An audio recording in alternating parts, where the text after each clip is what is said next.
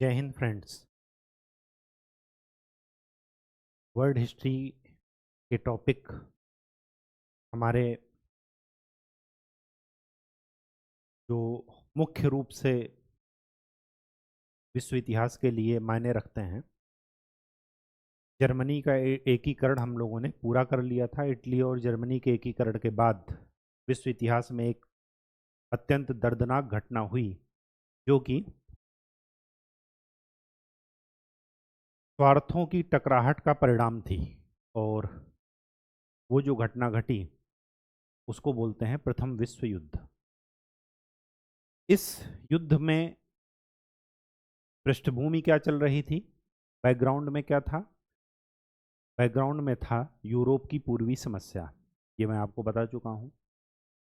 इसके बाद राष्ट्रों के अपने अपने हित, जिसकी वजह से टकराहट शुरू हुई, और उसका परिणाम ये रहा, इतने भयंकर तरीके से मानवीय क्षति हुई कि उसकी पूर्ति नहीं की जा सकती, शब्दों में वो बयां नहीं किया जा सकता।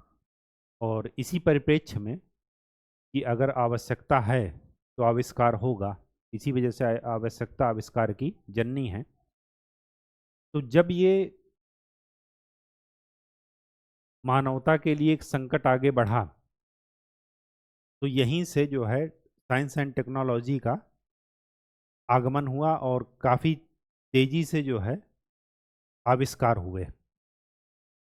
आविष्कार में जो महत्वपूर्ण योगदान था वो था इनलाइटनमेंट का, प्रबोधन का, कारण और कार्यपल बल, और साथ में तार्किक सोच। लेकिन यहाँ पर आते आते क्या हुआ कि जितना मानवीय क्षति हुई, तो उसकी वजह से संक्रामक रोग काफ़ी फैले। मतलब डेड बॉडीज का निस्तारण सही से नहीं हुआ, जिसकी वजह से एक प्रकोप फैला। और फिर उसके बाद कई सारे बैक्टीरिया और एंटीबायोटिक की खोज हुई, और उसके बाद साइंस एंड टेक्नोलॉजी में रिसर्च आगे बढ़ा। ये तो हुआ इसका एक पॉजिटिव। लेकिन ये कभी भी एक अगर प्लस और माइनस, सकारात्मक और नकारात्मक जो है मुद्दे देखेंगे, तो प्रथम विश्व युद्ध नकारात्मक ज़्यादा था, सकारात्मक कम था। सारी घटनाएं, सारे राष्ट्रों के हित आपस में चल रहे थे, टकराहट चल रही थी, प्रथम विश्व युद्ध की शुरुआत हो गई। और इसी में जर्मनी ने एक गलती कर दी थी 1917 में। जर्मनी ने ये गलती कर दी कि उत्साह में आकर के अमेरिकी पनडुब्बी को पर अटैक कर दिया। और जब अमेरिकी पनडुब्बी पर अटैक कर दिया, तो याद है ये वही अमेरिका है जो 1860 में गृहयुद्ध से बाहर निकला था, और अब वो अपने पीक फेज में था। 19वीं शताब्दी अमेरिका की शताब्दी। यहाँ से क्या है, अमेरिका ऊपर आएगा और ब्रिटेन नीचे जाएगा। 19वीं शताब्दी क्या थी? ब्रिटेन की शताब्दी थी। लेकिन 19वीं शताब्दी के अंत में अमेरिका अपने राइज पर है और ब्रिटेन डिक्लाइन कर रहा है। और उसी में सेकेंड वर्ल्ड वार में ब्रिटेन फंस गया। जैसे ही अमेरिका की पनडुब्बी पर हमला किया जर्मनी ने, तो अमेरिका भी कूद पड़ा। और अमेरिका क्या है? पूंजीवाद का बच्चा है। पूंजीवाद की गोद में ही वो पला बढ़ा है। तो स्वाभाविक सी बात है कि इसका हित किधर की ओर रहेगा? जिधर की तरफ पूंजीवाद और साम्राज्यवाद का प्रसार होगा। और वो देश कौन कौन से हैं? वो हैं ब्रिटेन और फ्रांस। तो प्रथम विश्व युद्ध में एक गुट की तरफ थे ऑस्ट्रिया, फिर इधर की तरफ ही था जर्मनी, और इधर की तरफ ही था इटली। इधर की तरफ कौन थे दूसरे गुट में? रूस, फ्रांस, ब्रिटेन। अब यहां पर एक और प्लेयर आ गया, अमेरिका, यूएसए। ये बाद में आए। ये दो पार्ट में हुआ है। सारी दुनिया इन्हीं दो गुटों में बटी है। अब भारत के समय पर ये टाइम याद कीजिए, 1914 से 1918 प्रथम विश्व युद्ध हुआ। 1909 में मार्ले मिंटो सुधार आ गया था।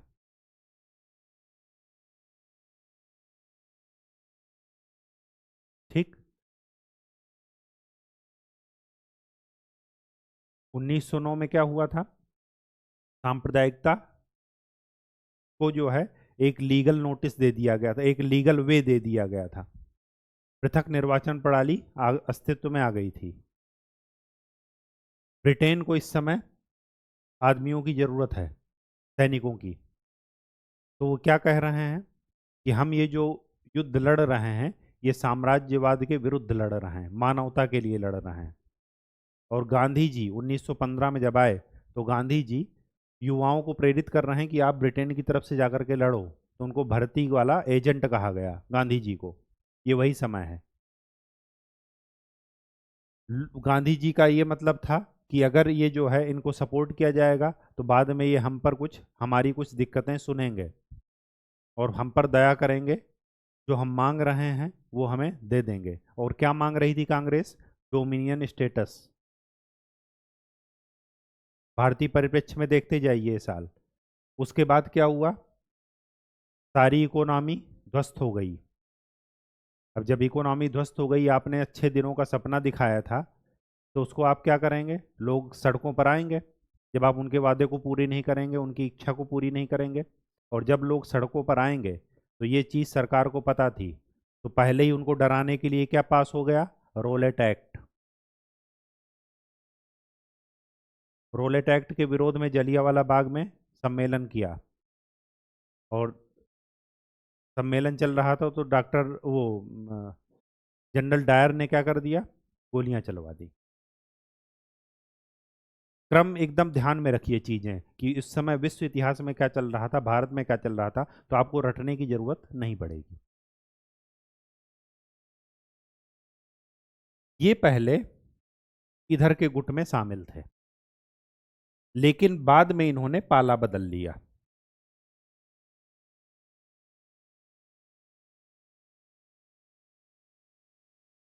ये किसके साथ शामिल हो गए? इनके साथ इंग्लैंड की संधि कर ली है।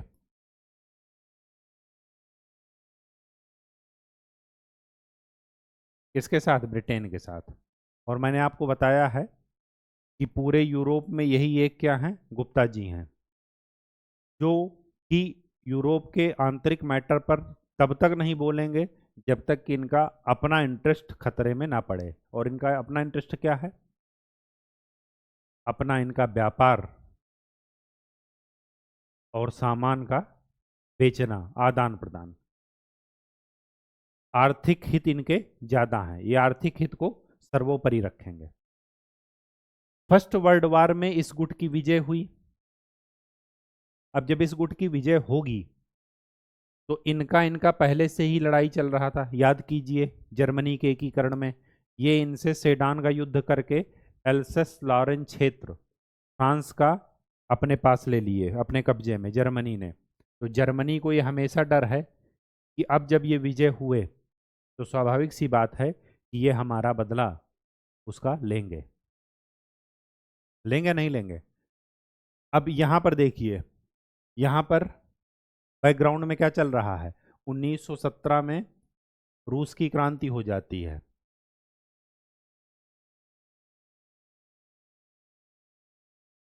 साम्यवादी क्रांति। दुनिया को इसने हिलाकर रख दिया। सर्वहारा मजदूर वर्ग का शासन। और इनके अलावा सब कोई कौन है? सब लोग हैं क्या? कैपिटलिस्ट कंट्री, पूंजीवाद को बढ़ावा देने वाली। केवल यहीं पर क्रांति हो गई, अब बाकी सब भयभीत हैं। जैसे ही क्रांति हुई, इन्होंने अलग कर लिया अपने को इस गुट से, कि फर्स्ट वर्ल्ड वार में हम हिस्सा नहीं ले रहे हैं। और उस समय कौन था? लेनिन। ठीक।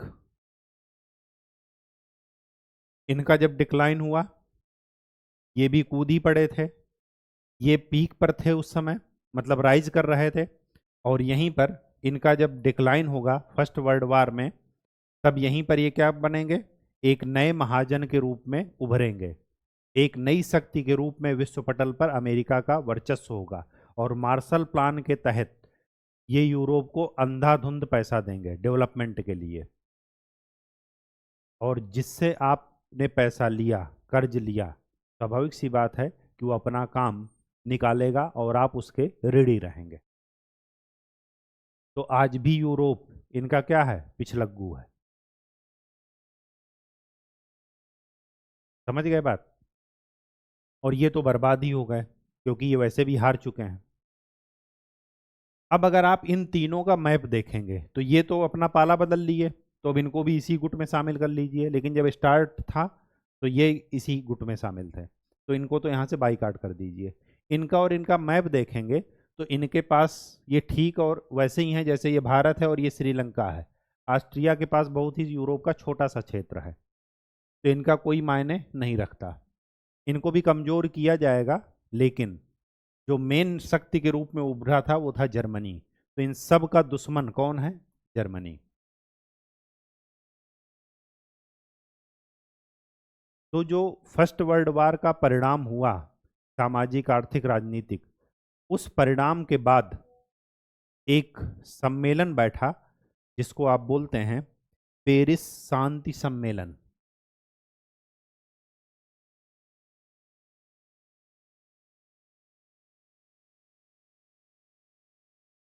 और इस पेरिस शांति सम्मेलन में इन्हीं सब देशों के प्रतिनिधि आए। ये पेरिस शांति सम्मेलन आदर्शवाद और राष्ट्रवाद के बीच की टकराहट है। अब देखिएगा अभी कैसे टकराहट है। आदर्शवाद और राष्ट्रवाद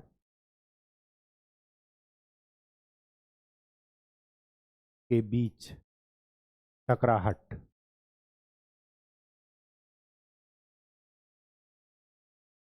अब देखिए कैसे टकराहट है। यहां पर कौन कौन आया। एक तो आए अमेरिका के राष्ट्रपति वुडरो विल्सन।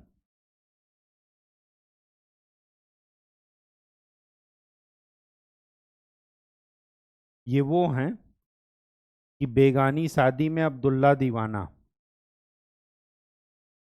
इनको यूरोप की यथार्थ परिस्थिति का, यूरोप की राजनीति का, यूरोप की भौगोलिक परिस्थितियों का, यूरोप के अंदर जो गुट बन रहे थे, जो फर्स्ट वर्ल्ड वार हुआ जिसके कारण, इनको उसका प्रत्यक्ष कोई ज्ञान नहीं था। तो यहां पर ये लिख लीजिए कि ये आदर्शवाद की बात करेंगे। यथार्थ में परिस्थितियों का कोई ज्ञान इनको नहीं है।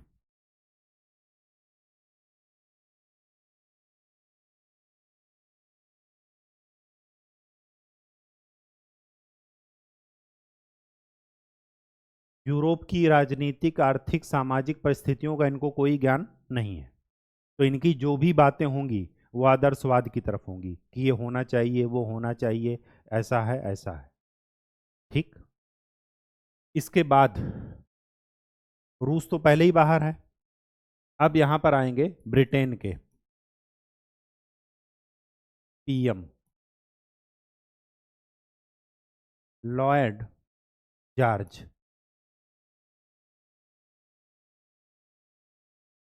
मैंने आपको बता रखा है कि ये यूरोप के क्या हैं, गुप्ता जी।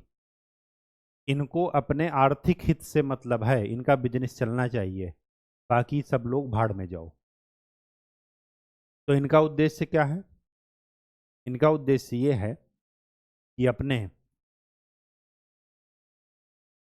आर्थिक हितों की पूर्ति करना।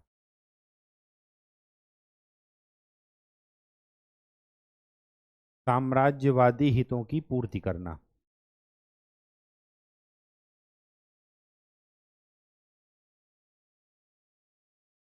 तो ये जो नाम लिखे हैं मीटिंग का, पेरिस शांति सम्मेलन, ये शांति सम्मेलन कम था। यहां भी ये लोग आपस के अपने इंटरेस्ट को ही पूरा करेंगे। ठीक। और कैसे पूरा करेंगे अभी देखते हैं।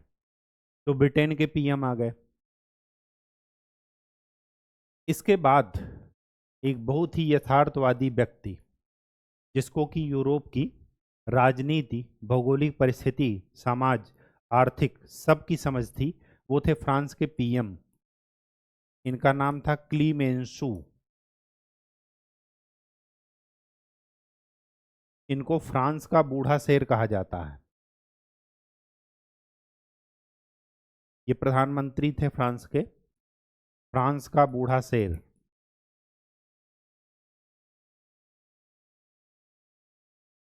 जैसे वो पूर्णतया आदर्शवाद की आइडियलिस्टिक बात करेंगे, वैसे ही ये पूर्णतया रियलिस्टिक बात करेंगे। यथार्थवाद के सपोर्टर, यथार्थवादी। आदर्शवाद इनके उसमें नहीं झलकेगा। क्यों? क्योंकि जब अपना पेट भरा होता है तभी आदमी को आदर्शवादी बातें अच्छी लगती हैं, और जब आदमी धोखा खाया हो, अपना पेट नहीं भरा हो, भूखा हो, तो उसको आदर्शवादी बातें कुछ भी नहीं भाएंगी। इनका क्षेत्र, सेडान के युद्ध में जर्मनी का जब एकीकरण चल रहा था, तो आपको याद होगा बिस्मार्क ने ले लिया था। पूरा यूरोप चुप था एल्सेस लॉरेन में। और कहाँ लिया था? मजे की बात यह थी कि वर्साय का महल यहीं पर है, और वर्साय के महल में ही क्या किया गया? इनका जो है चीरहरण किया गया। इतनी बेइज्जती से उन्हीं का घर में लेकर रह करके और उन्हीं का क्षेत्र क्या कर लिया था? जर्मनी ने छीन लिया था। तो स्वाभाविक सी बात है कि जब ये धोखा खाए हुए हैं तो ये कभी भी आदर्शवाद की बात नहीं करेंगे। तो जब ये आदर्शवाद की बात करेंगे कि ये होना चाहिए, वो होना चाहिए, तो ये कुछ बोलेंगे नहीं। क्यों? क्योंकि इन्हें पता है कि हमें बलि लेना है। किसकी? जर्मनी की। तो ये कुर्सी पर बैठकर मुस्कुराएंगे कृष्ण की तरह। ठीक। तो ये क्या है? पूर्णतया यथार्थवादी बात करेंगे फ्रांस। इसके बाद जिन्होंने पाला बदला था, इटली। इटली के पीएम वो हैं ऑरलैंडो।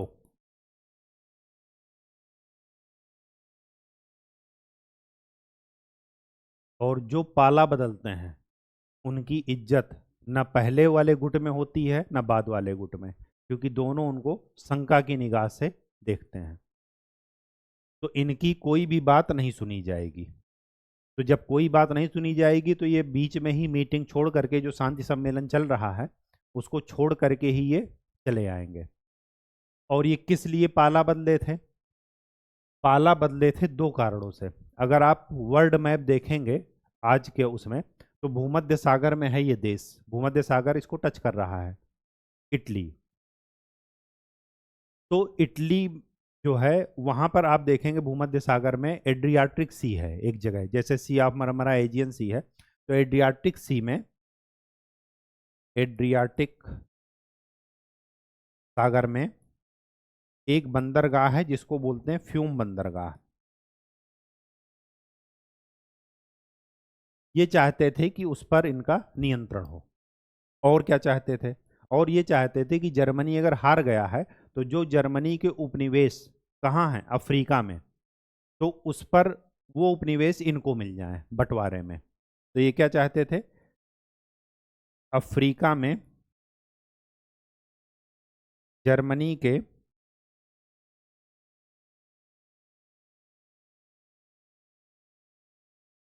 उपनिवेशों पर नियंत्रण।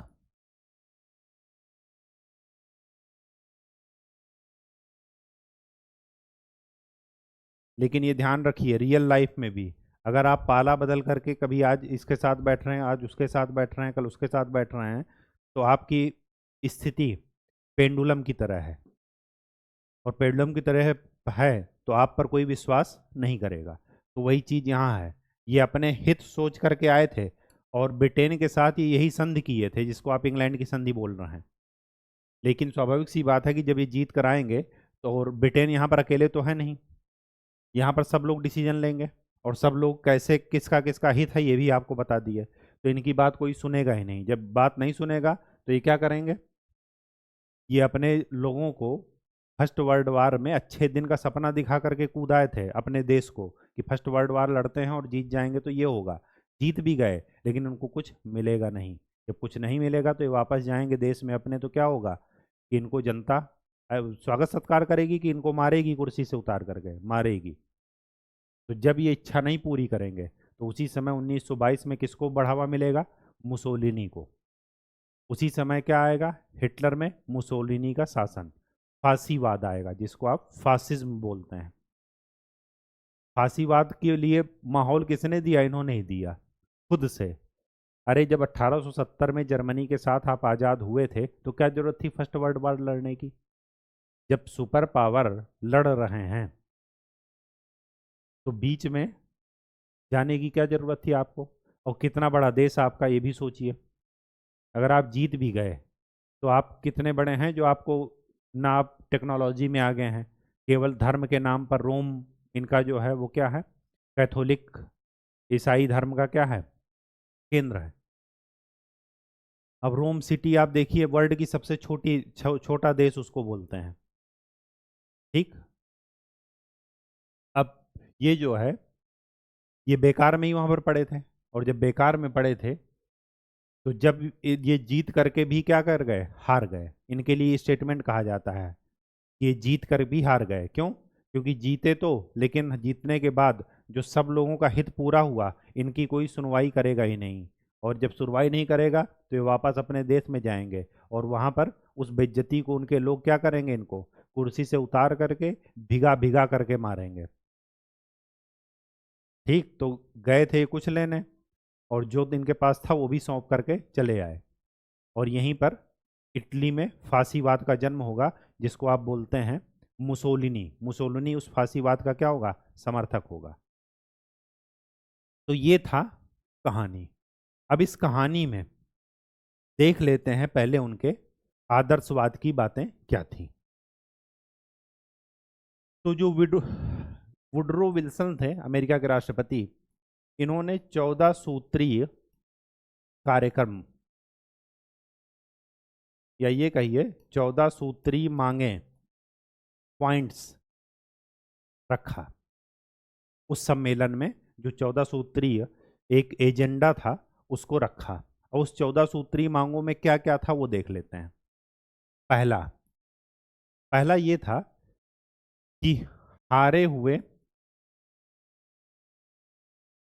देशों प्रतिनिधियों के साथ कोई भेदभाव नहीं किया जाएगा। अब ऐसा कभी हो सकता है?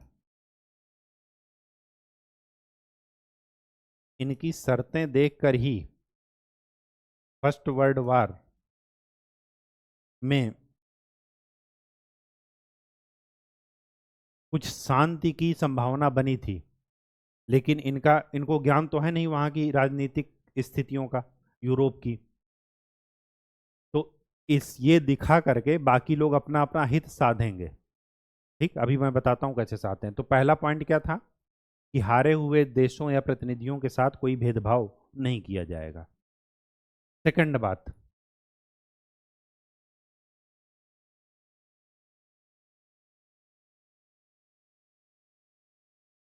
सभी के साथ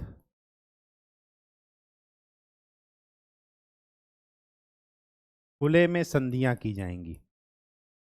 मतलब ओपन, कोई जो बिस्मार्क ने वो किया था हाइड एंड सीक वाला गेम, वो सब नहीं होगा, गुप्त संधियां नहीं होंगी। ये दूसरा पॉइंट था।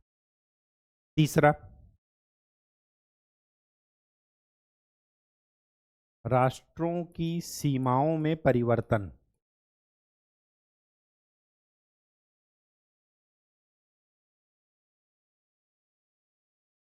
जनता की इच्छा के अनुसार होगा।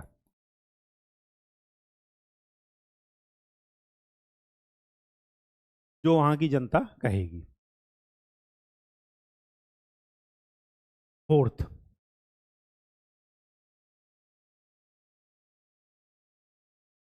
राष्ट्र संघ की स्थापना मानव कल्याण व शांति के लिए होगी।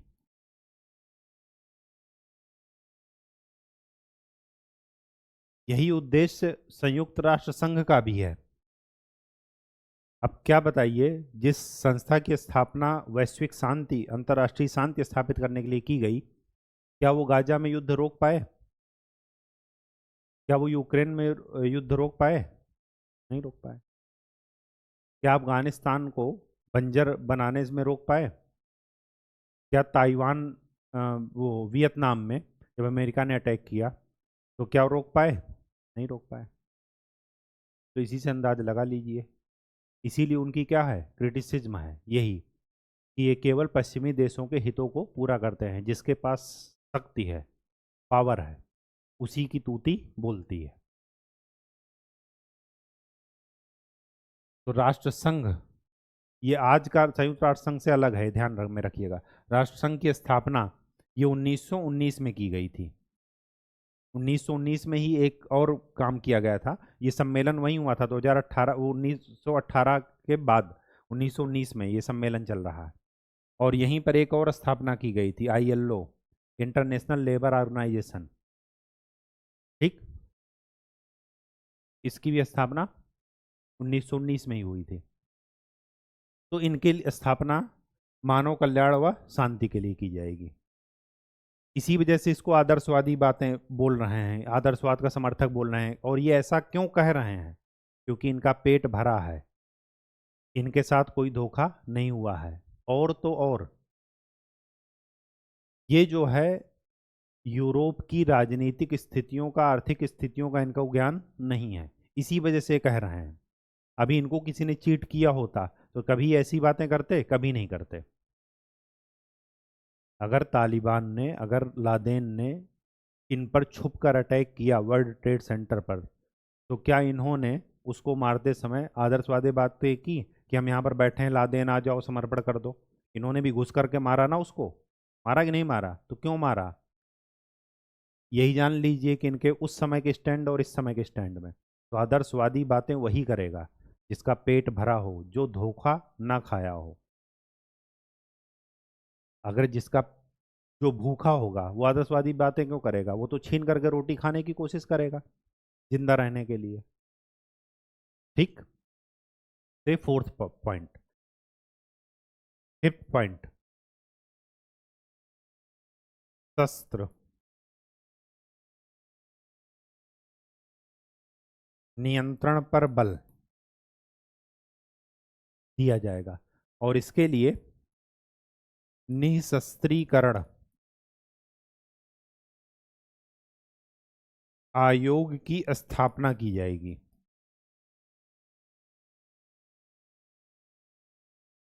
और तो और अंतर्राष्ट्रीय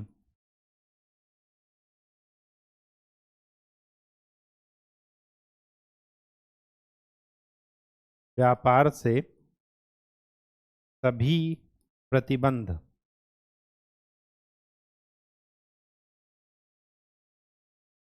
समाप्त कर दिए जाएंगे।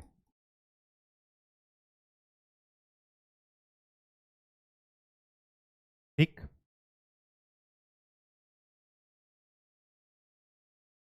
और छठवीं बात, रूस के क्षेत्र से विदेशी सैनिकों की वापसी।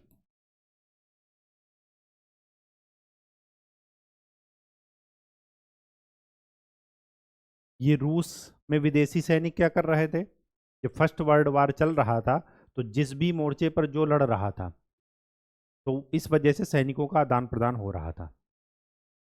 अब जब 1917 में वहां पर क्रांति हो गई सर्वहारा वर्ग की, तो बाकी जो पूंजीपति देश हैं वो डर गए। वो डर इस वजह से गए कि सैनिक वहां पर हैं, क्रांति वहां पर हो रही है, और जब क्रांति हो रही है तो वो क्रांति की चीज़ों को देखेंगे।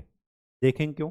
अमेरिका ने भी देखा, फ्रांस ने भी देखा, फ्रांस से कनाडा चला गया उनके हाथ से उपनिवेश। तो इन्होंने सोचा कि अगर वही सैनिक आकर के हमारे यहाँ पर हंगामा कर दिए और हमारी स्थिति ऐसे ही जर्जर है, फर्स्ट वर्ल्ड वार में हम एकदम निचोड़ लिए गए हैं, तो फिर हम उसके साम्यवाद का जो प्रसार होगा हम उसको रोक नहीं पाएंगे।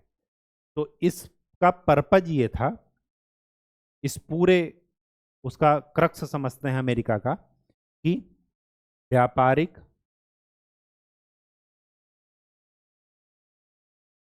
राष्ट्रीय हित को साधना।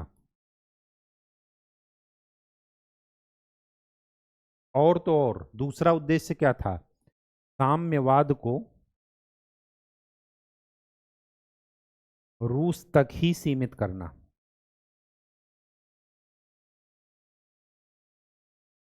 ताकि उसका प्रसार आगे ना हो। ठीक, कहानी समझ में आ गई?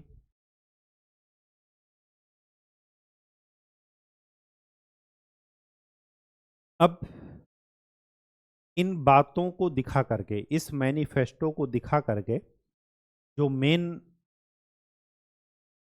बंदा था वो कौन था? जर्मनी। जर्मनी को बैठाया गया टेबल पर कि आप सरेंडर करो।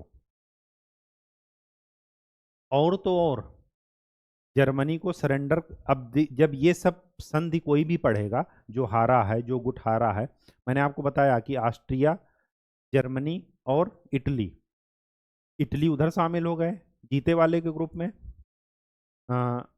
ऑस्ट्रिया हैं ही छोटे से, वो तो छिन्न भिन्न वैसे ही हो गए। बचा कौन बहुत अच्छा राष्ट्र? जर्मनी। तो मेन मुद्दा जर्मनी था, और जर्मनी को ही इन लोगों ने क्या किया?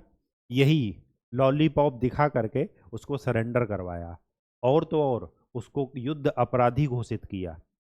अब जब ये मैनिफेस्टो जर्मनी के पास गया, तो कोई भी अगर इसको पढ़ेगा तो स्वाभाविक सी बात है कि वो, अगर वो पराजित हुआ है, तो वो एक टेबल पर जिस पर कॉन्फ्रेंस हो रही हो वहां पर बैठने से हिचकिचाएगा नहीं। क्यों? क्योंकि एजेंडा क्लियर है। लेकिन उसको ये लॉलीपॉप दिखा करके बैठाया तो गया टेबल पर, लेकिन उस पर अब क्या किया गया? कुछ चीजें फोर्स की गई, और जो चीजें फोर्स की गई इसी शांति सम्मेलन में, उसका नाम है वर्साय की संधि।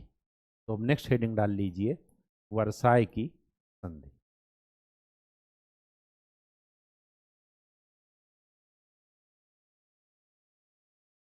और वर्साय के महल में ही जर्मनी का धूमधाम से स्वागत किया गया था। उसको राजमुकुट पहनाया गया था जब उसने फ्रांस से युद्ध लड़ करके एल्सेस लॉरेन क्षेत्र ले लिया था और अपने को एकीकृत कर लिया था। अब यहीं पर उसका क्या निकलेगा? जनाजा निकलेगा। तो ये क्वेश्चन पूछा जाता है कि जिस महल में उसका स्वागत सत्कार हुआ, उसी महल में उसका जनाजा निकाला गया। कमेंट कीजिए इस कथन पर। तो ये किसके लिए कहा गया है? जर्मनी के लिए। तो देख लेते हैं कि इस वर्साय की संधि में क्या क्या प्रोविजन थे, जिसकी वजह से सेकेंड वर्ल्ड वार तक स्थिति पहुंची। वर्साय की संधि और कुछ नहीं थी, जर्मनी को सैनिक, प्रादेशिक,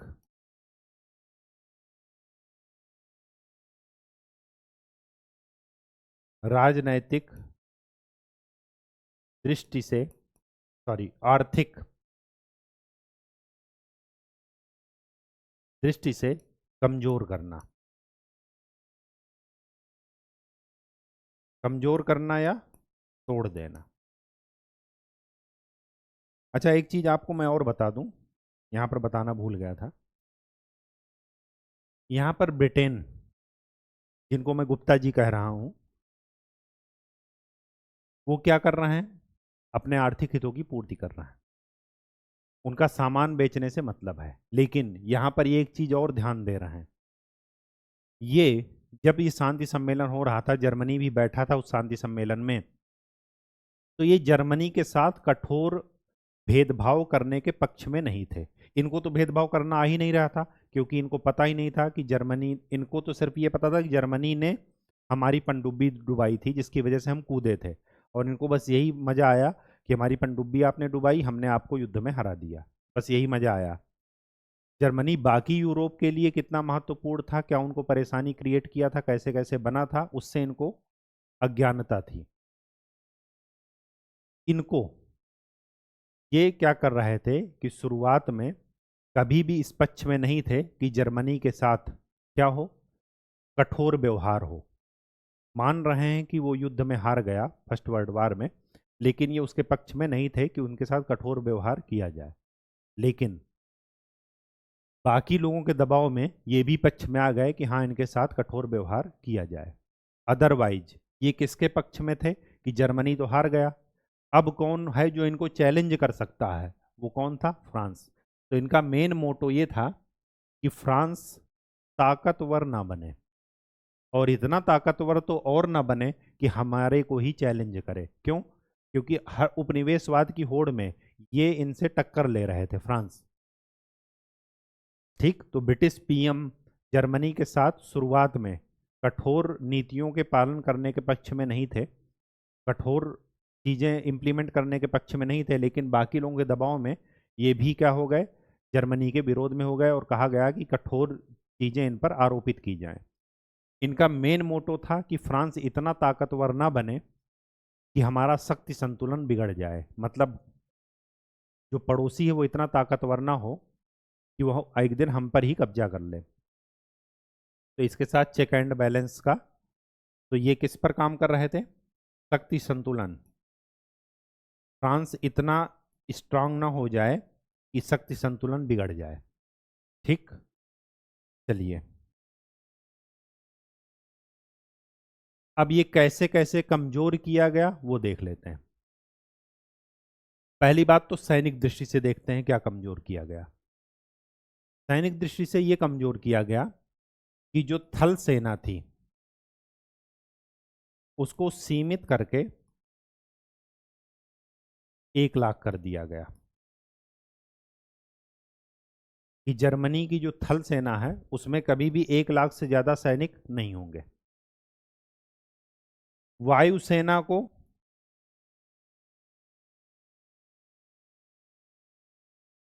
विघटित कर दिया गया, निरस्त कर दिया गया, वायुसेना रख ही नहीं सकते। नौसेना को, नौसेना में 15,000 सैनिक रख दिए, इससे ज्यादा नौसेना नहीं रख सकते। अब ये 15,000 सैनिक का क्या करेंगे? न तो ये उपनिवेश बना सकते हैं कि बस अपनी ही रक्षा कर लें, बहुत बड़े वो भी जो है बहुत बड़ी बात होगी। ठीक, तो ये नौसेना 15,000, और तो और पनडुब्बी नहीं रख सकते।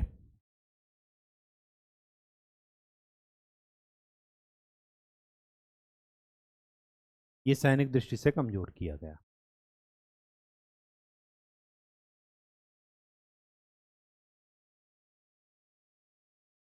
प्रादेशिक, प्रादेशिक रूप से कैसे कमजोर किया गया? प्रादेशिक रूप से 2 तरीके से कमजोर किया गया। पहला, उपनिवेश, उपनिवेशों को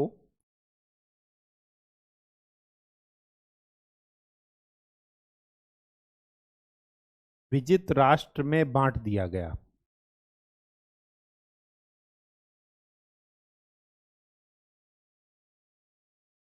विजित राष्ट्र कौन से थे? ब्रिटेन थे, फ्रांस थे, रूस तो अलग ही हो गए हैं।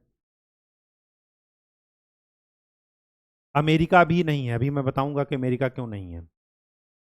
उपनिवेशों को विजित राष्ट्रों में बांट दिया गया, और यहां पर क्या किया गया, खास करके अफ्रीकी, जो अफ्रीका में जर्मनी के उपनिवेश थे उसमें क्या किया गया, मैंडेट सिस्टम लाया गया। मैंडेट व्यवस्था इसको बोलते हैं। मैंडेट व्यवस्था के अंतर्गत उसका जो कंट्रोल था वो किसको दे दिया गया था? डायरेक्ट रूप से फ्रांस को, और इनडायरेक्ट रूप से राष्ट्र संघ को। राष्ट्र संघ का उद्देश्य था कि इस, ये जो उपनिवेश हैं इनमें उन्नति, कल्याण और आर्थिक सहायता का मार्गदर्शन करे।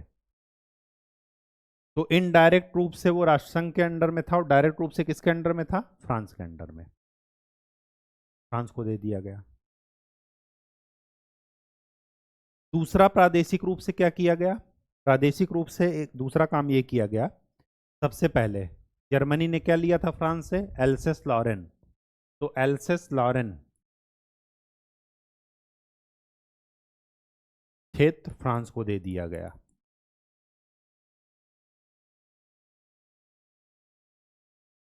और क्या किया गया, यहीं पर लिखिएगा।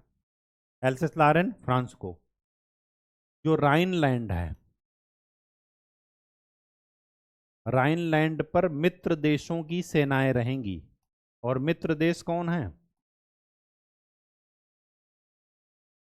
फ्रांस, ब्रिटेन, अमेरिका, रूस। इनकी, रूस तो अपने में ही परेशान है, अमेरिका कोई मतलब ही नहीं है, तो ब्रिटेन और फ्रांस की सेनाएं ही कहाँ रहेंगी? राइनलैंड में। अब जब वहाँ पर सेनाएं रहेंगी तो ऐसा तो है नहीं कि उसका यूज जर्मनी करेगा, तो उसका जो रिसोर्सेज हैं उसका यूज कौन करेगा? मित्र देश ही करेंगे। जर्मनी का एक क्षेत्र है रूर क्षेत्र, ये ठीक वैसे ही जैसे भारत का नागपुर का पठार। Rich in minerals, iron and coal में जो धनी क्षेत्र है, उसको दे दिया गया फ्रांस को। किसको दे दिया गया? फ्रांस को। कितने साल के लिए? 15 साल के लिए। इस 15 साल तक किसका कंट्रोल रहेगा इस पर? फ्रांस का।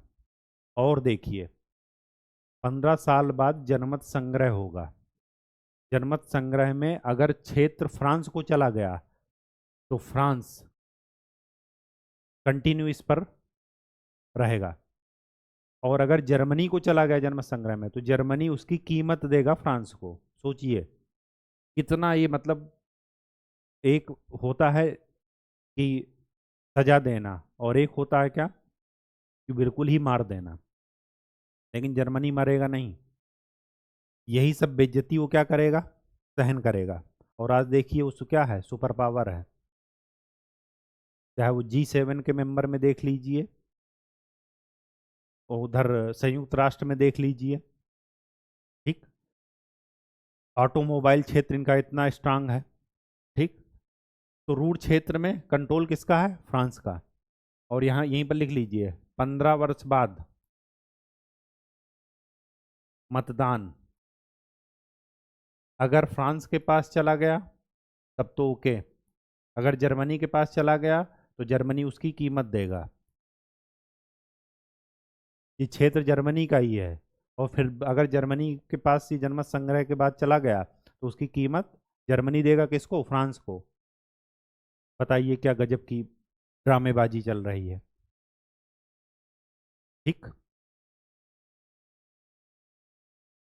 तो इस तरीके से प्रादेशिक रूप से इसको कमजोर किया गया। राजनैतिक दृष्टि से कैसे कमजोर किया गया?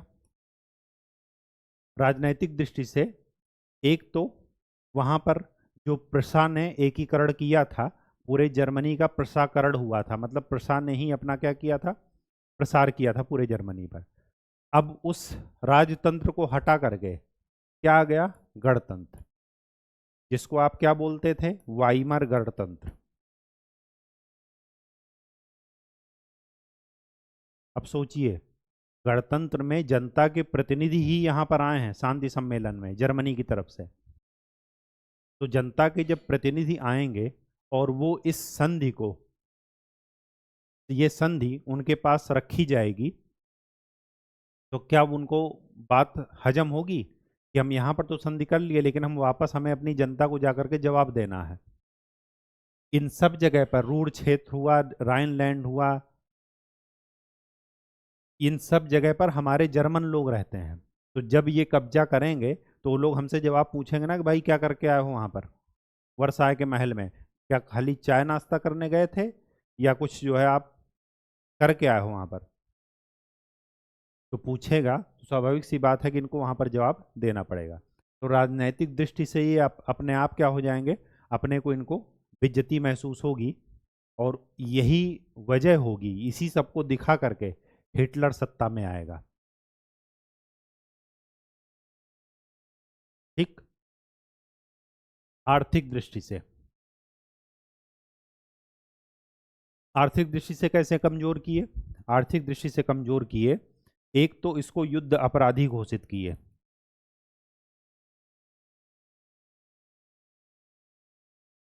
कि पूरा युद्ध आपकी वजह से खाली शुरू हुआ। अब इस समय बिस्मार्क नहीं है, ध्यान रखिएगा, बिस्मार्क चल बसे हैं, क्योंकि बिस्मार्क अगर होते तो कभी भी इतनी ओपन संधि नहीं होती। वो गुप्त संधि से पहले ही मामला क्या कर लेते, सॉर्ट आउट कर लेते, और साम दाम दंड भेद सारा लगा करके तो युद्ध अपराधी घोषित किए, पहली बात। और देखिए, जब युद्ध अपराधी घोषित किए तो 50 अरब डॉलर का जुर्माना लगाए इन पर।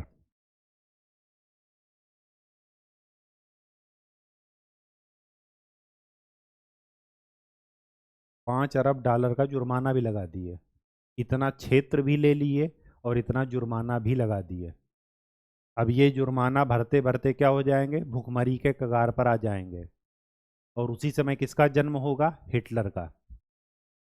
तो हिटलर के जन्म के लिए ये जो मित्र राष्ट्रों का स्वार्थ है, हित है, इंटरेस्ट है, वो जिम्मेदार है, क्योंकि उनके हित का परिणाम क्या है, वर्साई की संधि। और उसी का जो प्रोडक्ट है वो कौन है, हिटलर जर्मनी में, और इटली में कौन है, मुसोलिनी। एक तरफ मुसोलिनी ने फांसीवाद को बढ़ाया और हिटलर ने क्या बढ़ाया, नाजीवाद को। तो 5 अरब डॉलर का जुर्माना। और देखिए इंटरेस्टिंग बात, फ्रांस और आ, एक और कंट्री है, बेल्जियम,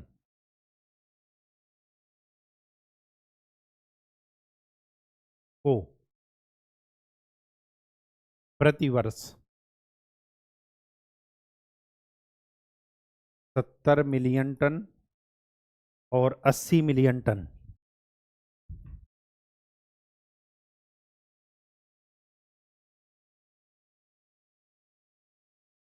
कोयला जर्मनी देगा। एक तो आपने क्षेत्र ले लिया, जो बचा हुआ है उसमें से ये करना है, तो खुद क्या करेंगे, देखिए इनकी शर्तें जरा देखिए। और चौथी बात, ये जो निशस्त्रीकरण पर बल दिया गया था, ये था आदर्शवाद में वुड्रो विल्सन के, तो एक निशस्त्रीकरण आयोग बना।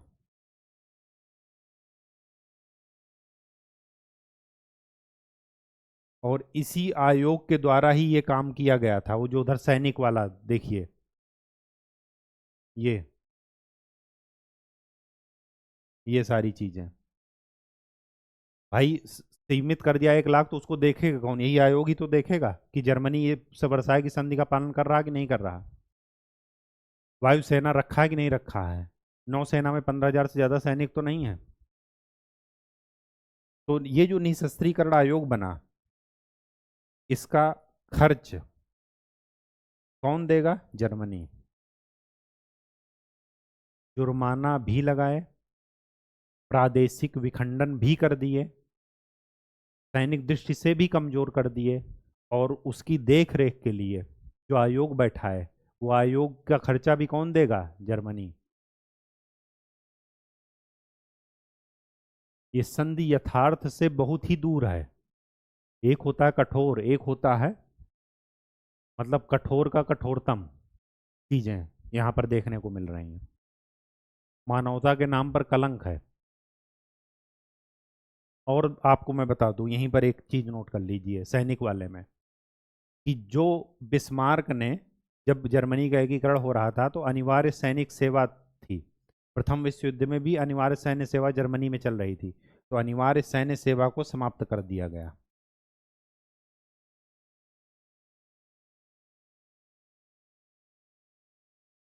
समाप्त कर दिए तभी तो सब लोग सेना में नहीं आएंगे, कंपलसरी नहीं होगा, तभी वहां पर लिमिट काम करेगी।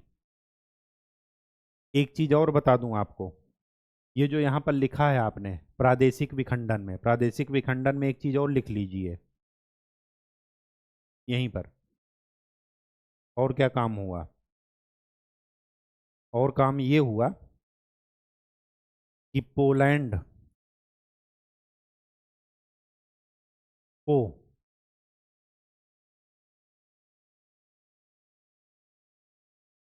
जर्मनी के अंदर से गलियारा दिया गया। सोचिए, गलियारा मतलब एक रूट दिया गया, किसके लिए? सी के लिए, सागर तक पहुंचने के लिए। किसके लिए है ये? पोलैंड के लिए। ये भी जर्मनी को देना पड़ा अपनी भूमि का इस्तेमाल। जैसे आज इंडिया चाहे कि हमें नॉर्थ ईस्ट स्टेट जाना है तो बांग्लादेश से गलियारा मांग रहा है, तो वही चीज है ये।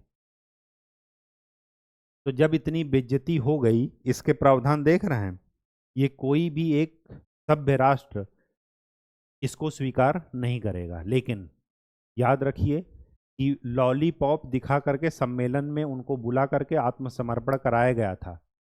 उस आदर्श, वो जो 14 मांगे थी, 14 सूत्री वो थी, मैनिफेस्टो था, उसको देखकर जर्मनी सम्मेलन में आया था और वही देख करके उसने आत्मसमर्पण किया था। लेकिन आत्मसमर्पण के बाद जिस तरह से देशों ने उसकी मिल करके बेइज्जती की, ये उस बेइज्जती को सहन नहीं कर पाएगा।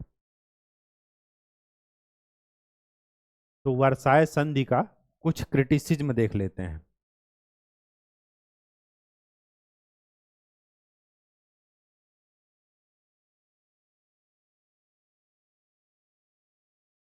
वर्साय की संधि का मूल्यांकन।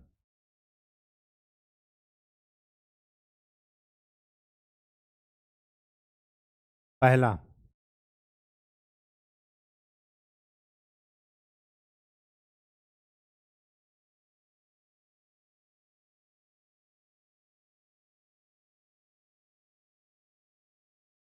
विषमतावादी संधि। दूसरा, आरोपित। तीसरा, प्रतिशोधात्मक।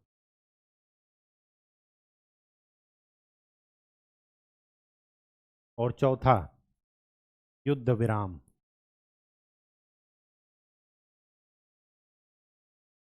विषमतावादी संधि क्यों कहा जाता है?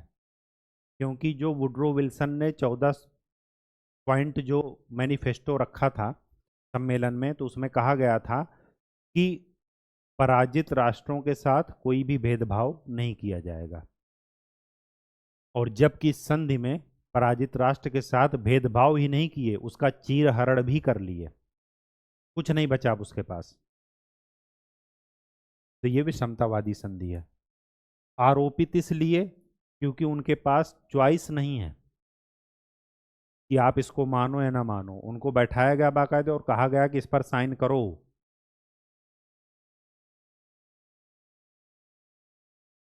वो बार बार उसके गणतंत्र के प्रतिनिधि कह रहे हैं जर्मनी के कि जर्मनी इस अपमान को कभी भूलेगा नहीं, ना जर्मनी की जनता भूलेगी।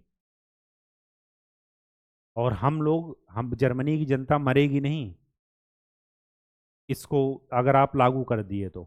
हम अपने प्रतिशोध का, अपने अपमान का बदला ले करके रहेंगे। तो ये आरोपित थी, कोई चॉइस नहीं थी। और तो और अंतर्राष्ट्रीय युद्ध नियमों के विरुद्ध थी। मतलब जब आप संधि आरोपित कर रहे हैं, उससे हर्जाना ले रहे हैं, तो कम से कम उसके पास इतना तो छोड़िए कि उससे आप हर्जाना ले सकें। आपने उसका क्षेत्र भी ले लिया, सैनिक भी वो कर दिया, और उसके बाद उस पर जुर्माना लगा दिए।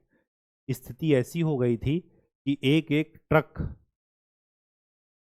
के उस पर पैसे के चक्कर में एक पैकेट ब्रेड मिलती थी। इतनी इतना जो है, मतलब जर्मनी की मुद्रा वो हो गई थी, अवमूल्यन उसका हो गया था। तो ये क्या थी? आरोपित थी। अंतर्राष्ट्रीय नियमों के, अंतर्राष्ट्रीय युद्ध के नियमों का पालन नहीं किया गया था।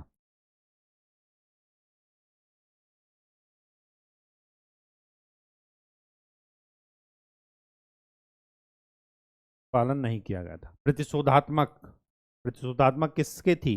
मेन था फ्रांस, क्लीमेंसो, जिसको आप फ्रांस का बूढ़ा शेर कहा जाता है। पूर्णतः यथार्थवादी दृष्टिकोण उसने, और उसी की इस पूरे सम्मेलन में विजय हुई।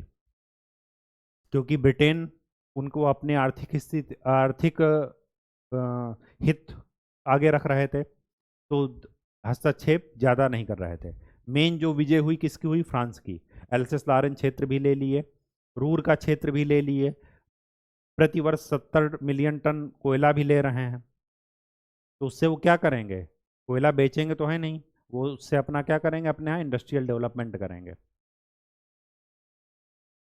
ठीक, तो ये पूर्णतया क्या थी? प्रतिशोधात्मक। और तो और इसके जो प्रावधान थे उसको देख करके एक ब्रिटिश कमांडर थे माइकल फॉच, इन्होंने कहा था कि यह संधि नहीं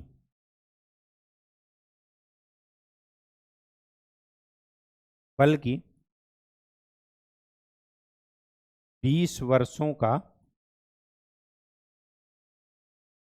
युद्ध विराम है। ये जो वर्साई की संधि हुई थी, ये कब हुई थी? 1919 में।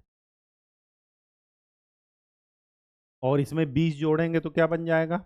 1939। और ये वही साल है जब सेकंड वर्ल्ड वार स्टार्ट हुआ था। तो इनकी भविष्यवाणी, ऐसा नहीं कि भविष्यवक्ता थे, इनकी भविष्यवाणी सही हो गई, क्योंकि इसके जो प्रावधान थे वो इतने कठोरतम थे कि कोई भी देश इसका लंबे समय तक पालन नहीं कर सकता। ठीक, तो आगे देखते हैं कि वर्साई की संधि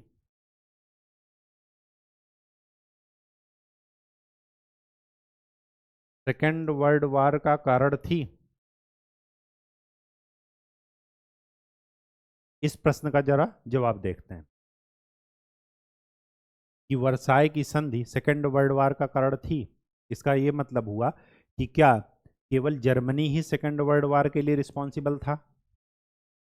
तो ऐसा नहीं है। इसके लिए रिस्पॉन्सिबल कौन था? तुष्टीकरण की नीति। तुष्टीकरण जानते हैं किसे कहते हैं?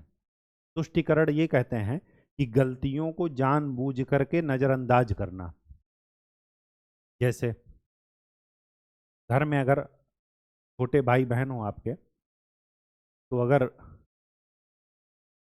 लड़कियों की संख्या ज़्यादा है, सपोज 2 लड़कियां हैं 1 लड़का है, तो लड़की की गलती माँ बाप जानबूझ करके नज़रअंदाज करेंगे। क्यों? क्योंकि वही उनका वारिस है। और वो ये भी बहनों को ये समझाएंगे, बेटियों को, कि आपका एक ही तो भाई है।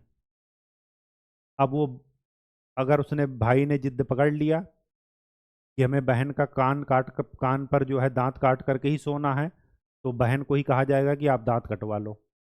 और जबकि क्या करना चाहिए कि उसी समय उनको 2 थप्पड़ मारना चाहिए और खुद प्लास से उसके कान पर काट लेना चाहिए कि लो अब कैसा लगा। अब चाहे आप सो और चाहे घर से बाहर निकल करके रो। तुष्टिकरण क्या है?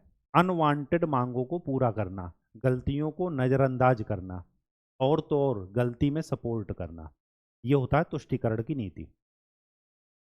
अब देखिए कैसे तुष्टिकरण की नीति सहायक हुई। लुजॉन एक शहर है इटली का। लुजान समझौता हुआ किसके इसके बीच में? जर्मनी और इंग्लैंड के बीच में। इस समझौते के द्वारा जो क्षतिपूर्ति की रकम थी, जो जुर्माना लगाया गया था,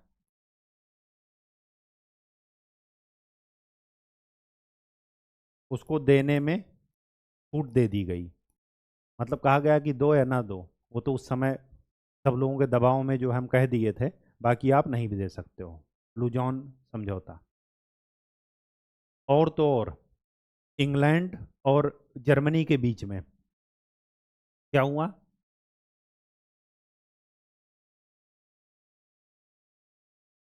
नौसैन्य समझौता हुआ। नौसैनिक समझौता। इसके द्वारा क्या किया गया? आर्मी जो 1 लाख थी वो बढ़ाई गई। नौसेना 15,000 थी, उसकी संख्या बढ़ाई गई। और तो और पनडुब्बी भी रखने की इजाज़त दे दी गई, और सिर्फ एक कारण से। उसका कारण क्या है वो देखिए।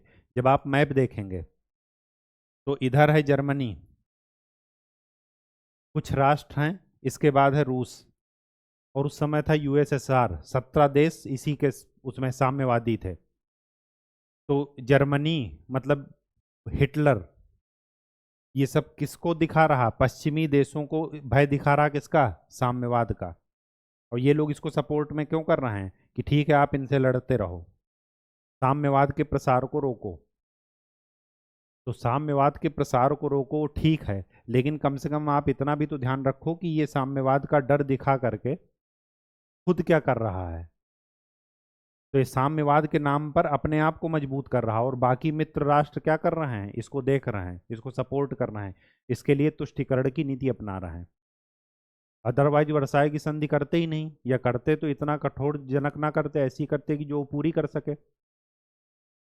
और यहीं पर हिटलर क्या कर रहा? वर्साई संधि के हर एक प्रावधान को तोड़ रहा, हर एक पॉइंट को तोड़ रहा, हर एक कानून को तोड़ रहा। और तो और उनके सपोर्ट लेकर के तोड़ रहा कि तुमने ही लगाया था ना, ये कहा था ना, अब बताओ मैं कैसे करूं? नहीं नहीं करो तो आप साम्यवाद को रोको, बस कैसे भी करके। सोचिए। तो वर्साई की संधि सेकेंड वर्ल्ड वार के लिए रिस्पॉन्सिबल नहीं है। सेकेंड वर्ल्ड वार के लिए रिस्पॉन्सिबल है मित्र देशों की तुष्टीकरण की नीति, उनके अपने राष्ट्रीय हित।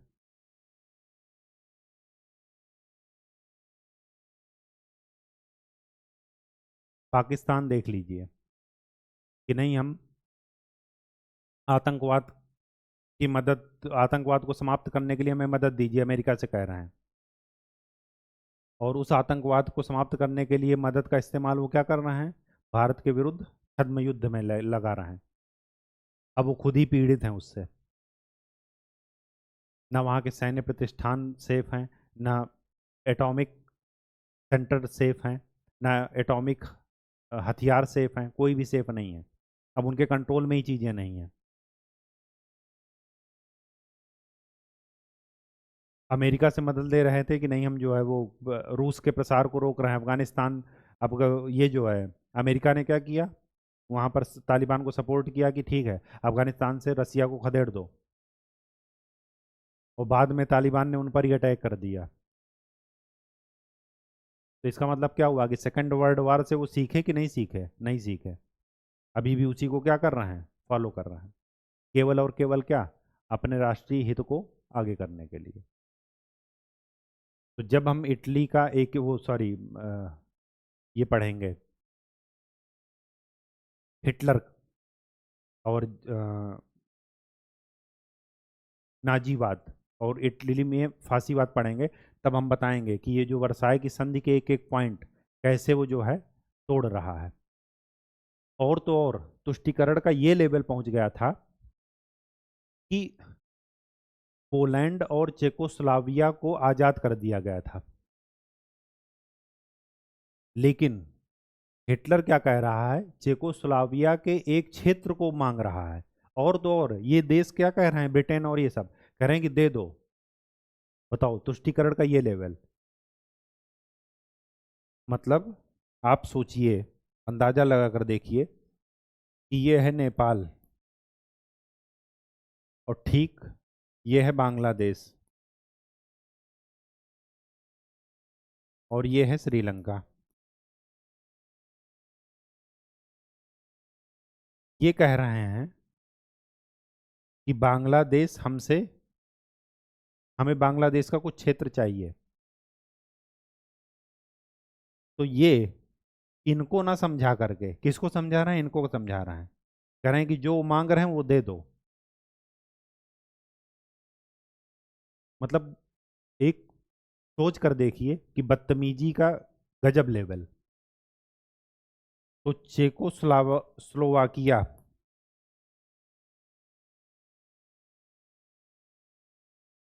का क्षेत्र मांग रहे हैं कौन? हिटलर। और अनर्गल मांग है ये। क्या दिखाकर मांग रहे हैं?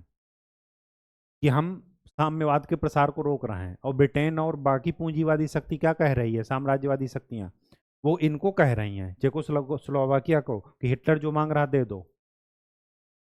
अरे इनको ये कह रहे हैं कि जब आपको इतना ही देने का शौक है साम्राज्यवाद साम्यवाद के विरुद्ध, तो आप अपना ही क्षेत्र दे दो, पूरे इंग्लैंड में हिटलर को ले जा करके बैठा दो। कहना चाहिए कि नहीं कहना चाहिए? लेकिन ये कमजोर हैं तो क्या कहेंगे। और हिटलर भी वही गलती करेंगे जो नेपोलियन ने किया था, एक साथ पूरब और पश्चिम में अभियान। और मैंने आपको बताया था कि जो 6 महीने हैं, अब तो 3 महीने 4 महीने हो गए, अक्टूबर से लेकर के फरवरी तक का, वो रसिया को अपने आप प्राकृतिक रूप से विजेता बनाते हैं। क्यों? क्योंकि इतनी सर्दी पड़ती है कि वहाँ पर -70 -80 डिग्री टेम्परेचर साइबेरिया में, और ना खाने को कुछ ना रहने को। तो जो भी बाहरी लोग आएंगे वो अपने आप पत्थर की मूर्ति बन जाएंगे ही। ठीक, तो मेनली क्या था सेकेंड वर्ल्ड वार के लिए रिस्पॉन्सिबल? वर्साई की संधि नहीं, ये जो देशों का राष्ट्रीय हित है, देशों का तुष्टिकरण की नीति है, देशों का विचारधारा पर विजित करने की लालसा है, ये है मेनली सेकेंड वर्ल्ड वार के लिए रिस्पॉन्सिबल। तो वर्साई की संधि, केवल जर्मनी, ये कभी भी द्वितीय विश्व युद्ध के एकमात्र कारण नहीं हो सकते। उसके कई सारे कारण हैं, उनमें से एक कारण ये भी होगा, लेकिन पूरा का पूरा 100% दारोमदार इसी पर था, ऐसा नहीं है। नेक्स्ट, हम लोग 1919 तक पहुंच चुके हैं। इसी बीच में एक घटना हो गई है 1917 में, रूस की क्रांति। तो नेक्स्ट लेक्चर में हम लोग रूस की क्रांति पढ़ेंगे। तब तक के लिए खूब अच्छे से पढ़ाई कीजिए, मेहनत कीजिए, प्रीवियस ईयर क्वेश्चन देखते रहिए। धन्यवाद।